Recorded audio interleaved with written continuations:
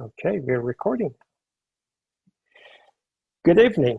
Welcome to the virtual event on love and dating during the time of COVID-19, a workshop on the use of poetry in maintaining mental health during the pandemic. My name is Ramin Naderi. I'm the acting senior librarian at the Venice branch of the Los Angeles Public Library. This is actually the second program in a series that we created on Rumi.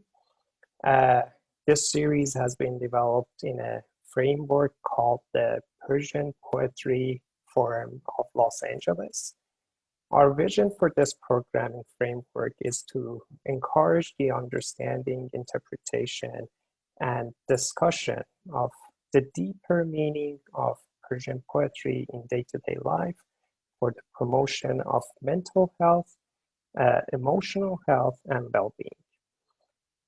This is a forum for people of all backgrounds to come together and learn. The emphasis of the group is to build bridges, engender dialogue, and create a sense of community and well-being in the Los Angeles area by sharing an interest in Persian poetry.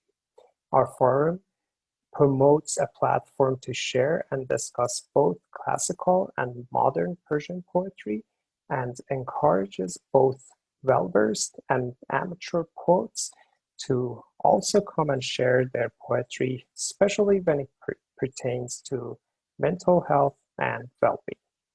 With that, it's my honor to introduce today's speaker, Dr. Ellie Zarrabian, is the founder and spiritual director of the Centerpiece Foundation, the Centerpiece Project since 2010. She uses her 20 plus years of experience in the field of psychology and spirituality to help people heal from traumatic life experiences. A former adjunct faculty at Santa Monica College, Department of Behavioral Sciences for almost 10 years. She then left the college to help educate and heal people struggling from trauma. Since COVID, she has been working online with people both here in the US as well as internationally. She's also the mother of two beautiful teenage girls, and when she's not working, she spends her time traveling with her partner. Ellie, welcome to our today's program. Thanks for joining the library virtual program.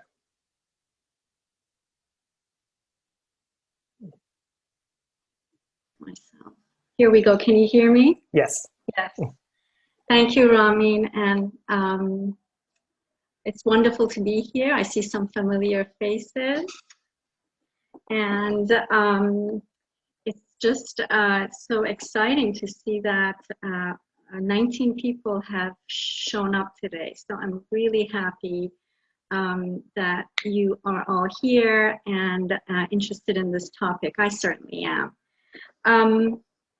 So we're going to spend about an hour together talking about love during this time of uncertainty.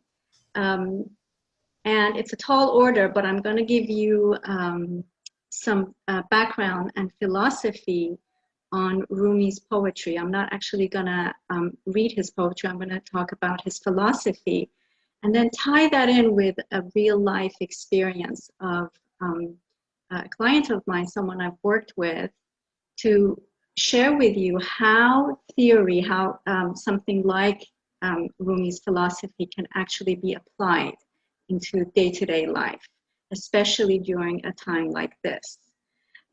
So again, it's a tall order. Bear with me. I've not done this before where I've actually covered theory and practice in the same talk, but I think it's going to be fun. So I'm looking forward to seeing how it's going to turn out with all of you.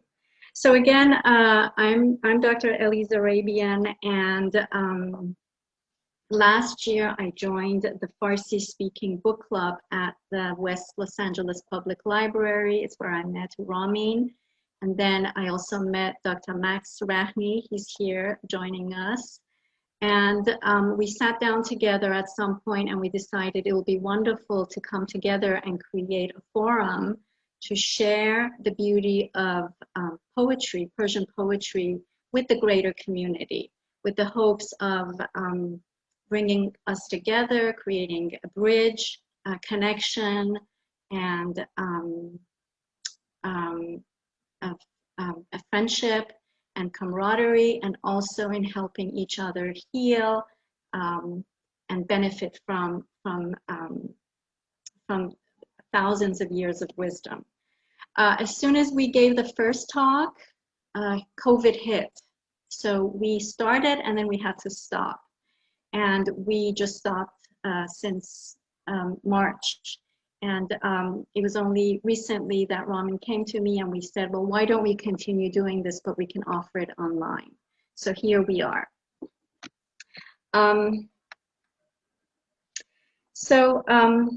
What I want to do is to present to you an actual case study of someone who's struggling at this time, then jump into giving you the theory, and then come back and explain how the theory behind Rumi's poetry actually helped this individual. I've been doing this work now for almost 20 years. I combine psychology and spirituality, and since COVID hit, I've been doing this work more internationally, as well as with people here in the US, in different groups. An offshoot of this group became an interfaith group where we actually invited a Sufi cleric and a Tibetan Buddhist monk to join us on a monthly basis for us to have interfaith dialogue based on love and connection. And it's been a wonderful group. So I'm hoping to bring that spirit to all of you today.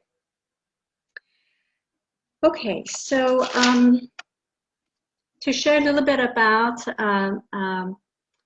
this individual who came to see me, I'm going to change all her information so that it's hidden. I've changed some things around, but I want you to just, I want to share the gist of her issue, which many of you may relate to. So Sarah, not her real name, came to me about 2 years ago when she was in her late 20s. And she said, Dr. Ellie, I'm a physician. I'm very busy. I don't have time to date, but I really want to meet someone and I want to settle down. That's my priority now. I have a full practice. I'm doing well in my career, but I'm really lacking in the area of love. So this was about 2 years ago, and we've been working together since. And in fact, it's taken her 2 years to be ready to actually start dating now, to find someone long-term and in a sustainable relationship. She had a lot of inner work to do. Then after 2 years of working on herself, she was feeling like ready that she could go out and start meeting someone when COVID hit. And she was devastated. She called me up one day and said, I can't believe my luck. After doing all this work, after preparing, after all this counseling, etc., I can't go out anymore. I can't date. I'm stuck at home. There's no way that I can meet anyone now. And what's making it worse is that we don't know when this is going to end. So, you know, she's like, for how long do I do this? Well, she was devastated, but I didn't give up. I said, hold on there.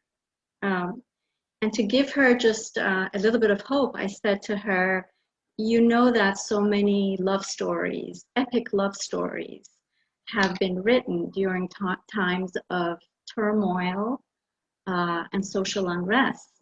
They're great love stories. Don't give up, hold on. But at the time, in March, she couldn't hear this.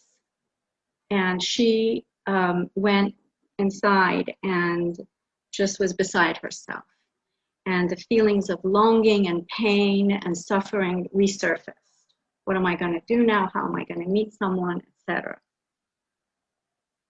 So I'm going to pause here and I'm going to jump now into the PowerPoint presentation to give you a little bit of background on Rumi's philosophy, and then I'll tie it back with her story.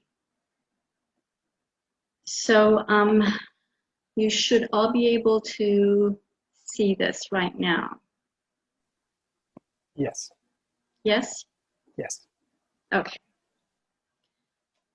Okay, so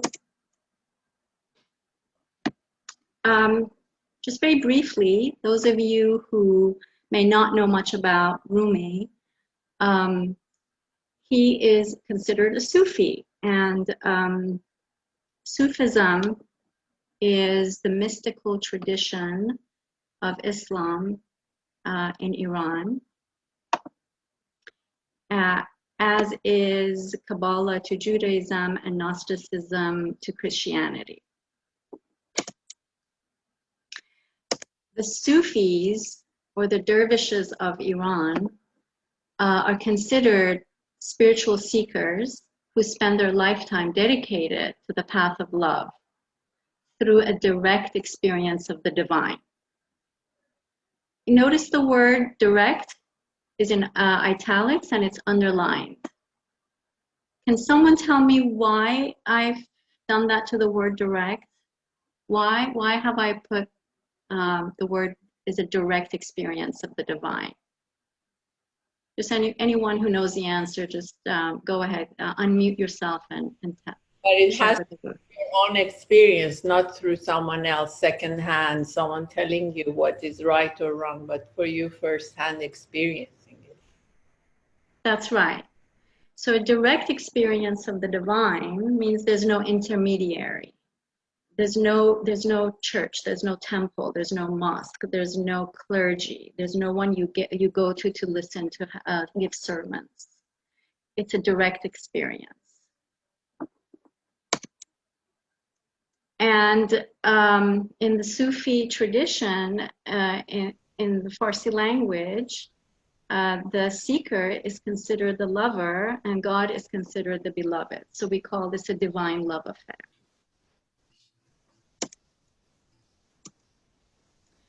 Now, Rumi, if you look at the word at the top, in Iran, actually has a very long name. His full name is Maulana Jalaluddin Balkhi Rumi.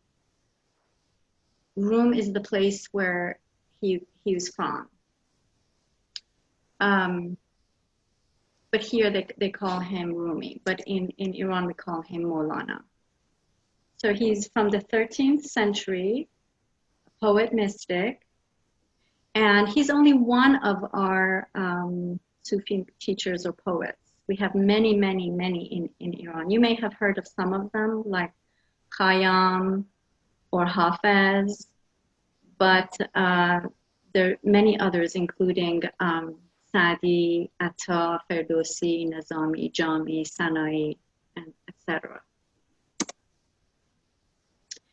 What makes Rumi very special to us is that he has written over 3,000 odes and 2,000 quatrains on love. Oops. And his works his collected epic works is called the Masnawi in English or Masnavi in Farsi. So there he is. He was born in Balkh, which is the northern part of Iran. And he came from a family of scholars. His father was very well known already. In fact, he was given the title, the King of Scholars. But at some point, his father moved the family away from their city because there was a lot of turmoil. And they were taken in by a famous poet back then by the name of Attar. If you've ever read The Conference of the Birds, he's the author. And he's another well-known Sufi poet. So Attar took them in when Rumi was only 5 years old. And I love this quote where he says he was just so taken back by Rumi that when he saw little Rumi following his father, he said, "My goodness, what an astonishing sight. There goes a river dragging behind it a mighty ocean." There goes a river dragging a mighty ocean behind it, right? So the father is the river and Rumi is the ocean. By the time he was 34 years old, he was considered a master in religious text. He was a scholar. He had a school. He was counseling. He was teaching. And people from far away would come to visit him, people much older than him, to ask for advice and his counsel. So he was already very well known and very successful by the time he was 34 years old. He didn't need anything else, really. He was set for life. So he thought. It wasn't until he met his teacher or guru, Shams. Those of you who are familiar with the term Shams, it means sun. So literally, Shams became the sun of his life, his teacher. And this is where the story begins, is that Rumi is so taken by this teacher who happened to be pretty much a nobody. He came out of nowhere. He only had the clothes on his back. And here Rumi was this well-known scholar, and Rumi supposedly threw away all his religious texts, stopped teaching, closed the school, and spent night and day and night, behind closed doors, learning from his teacher. So people naturally were just completely astounded at what had happened. They couldn't believe what happened to Rumi. Did he lose his mind? So there was some concern, and there was a lot of jealousy around his relationship with Shams. There's some speculation right now, or there has been, if they were lovers, we don't know, if it was just a student-teacher relationship, definitely. But there's all this speculation. There's always been speculation around their relationship. But what we do know is that he became his guru, his teacher. And he was so affected by this man that he spent the rest of his life longing for Shams. But what happened was, because of all the jealousy that surrounded them, people banished Shams. They sent him off a couple times. Rumi sent for him. They found him. They brought him back. But then he was banished again, until finally he was nowhere to be found.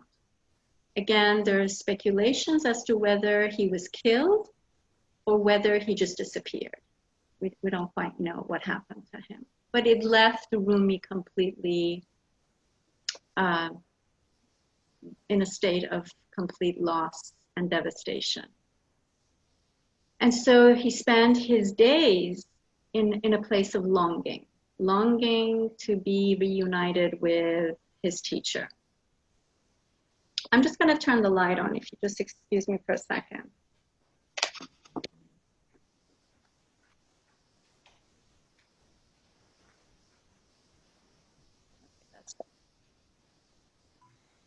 So this longing that initially started out for his teacher, his beloved, his human beloved, eventually became a longing that took a different form. It started out as an earthly kind of a longing, a love, and then eventually became more of a spiritual longing. During this time is when he wrote the Masnavi. And the gist of this book, Masnavi, is about this thick, with all thousands of poems in there. The gist of it is about longing, a pleading for love. Where is the one? Where is my beloved? I cannot find him. So you can see that this is a huge area in much of Rumi's work, the whole condition of longing for love.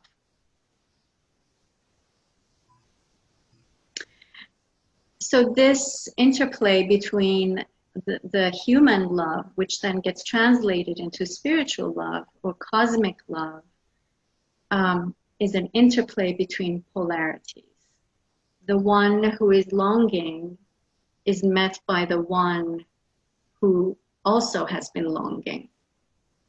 Okay? And this interplay is seen in a cosmic sense with what we see with duality. There's day, there has to be night. When there is life, there has to be death. When there's joy, there has to be suffering. We call this a dualistic paradigm. That one force cannot exist without the other. And here's a visual of this interplay between the opposites. This longing of the lover towards the beloved, of light towards the dark, of the seen towards the unseen, of spirit towards material. There's always this duality at play. In fact, it's so powerful that in science, we know that the polarity between two forces creates energy. And this energy is so great that if it's harnessed, great things can be achieved. Right? So if you think of nuclear energy, if you think of sperm and egg, and of course love. It can be so powerful that the energy that it creates can change the world.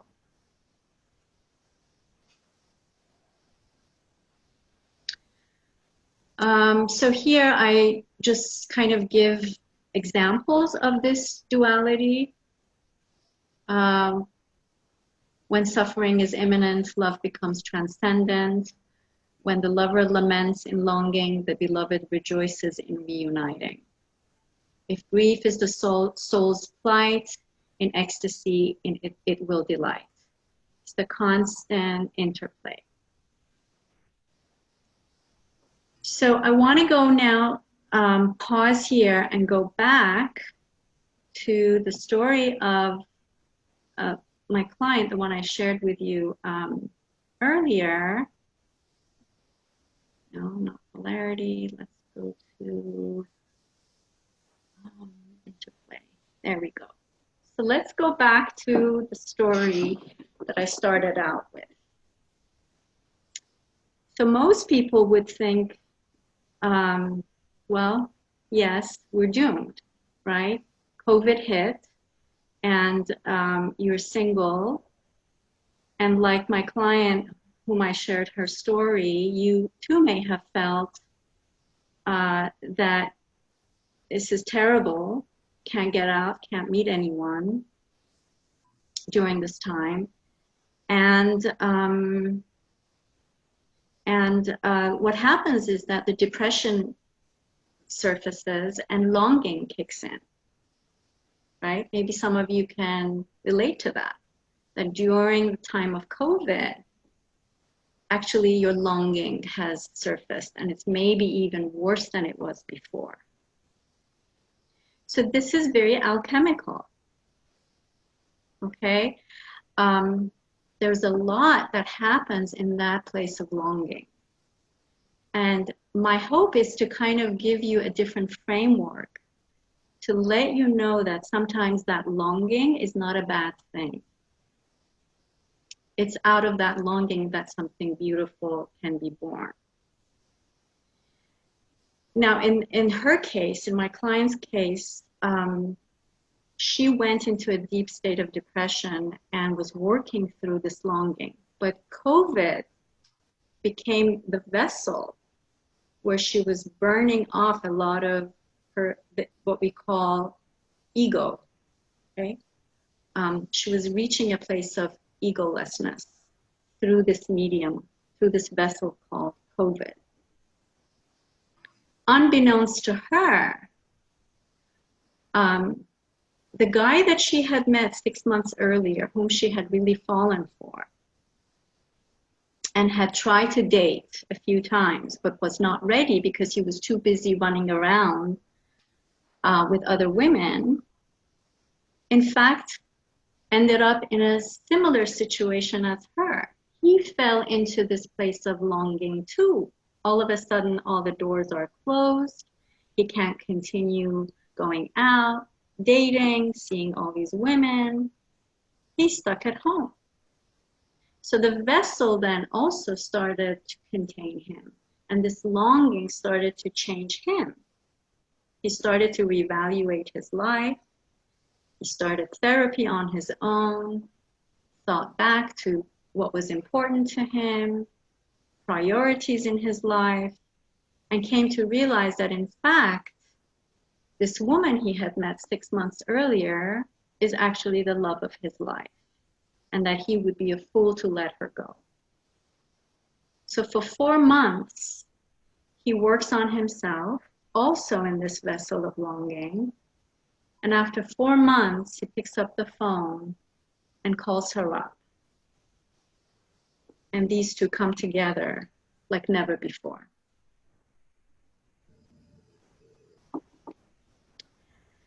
So here in the West, we spent countless number of hours and resources trying to run away from this deeper longing, okay?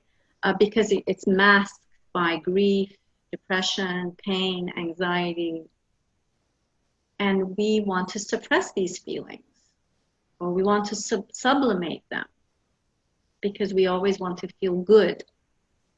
Here in the West, the focus is on feeling good and running away from difficult feelings.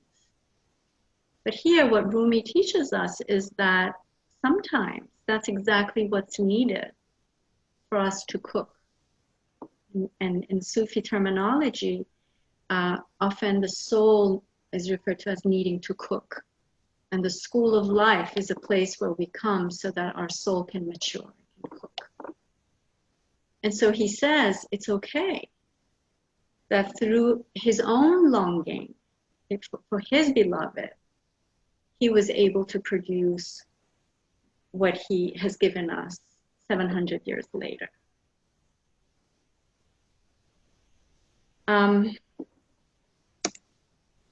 Okay, so I'll stop here. I know that was a lot to cover. I want to give you an opportunity to digest this stuff and maybe ask some of your own questions, either for me to clarify this talk or to elaborate, or if you have a question that you want to ask.